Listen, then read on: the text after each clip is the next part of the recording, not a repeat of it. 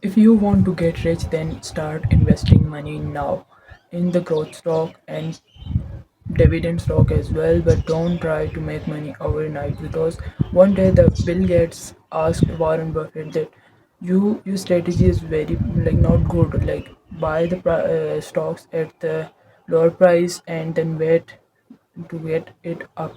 If it is up, then you can sell it. But everyone can get rich by this scheme, the Bill Gates said. And the Warren Buffett replied, no, no one can do it because nobody wants to get rich slowly. Everybody wants to get rich quick. And if you are one of them, like you would invest your money in the risky asset like cryptos, invest some of your money in crypto but not all of your in the risky stock, in the penny stocks, and expecting it to growth to give you growth like 200%, 300% overnight, then you are not going to get rich. You are losing that money that you have now.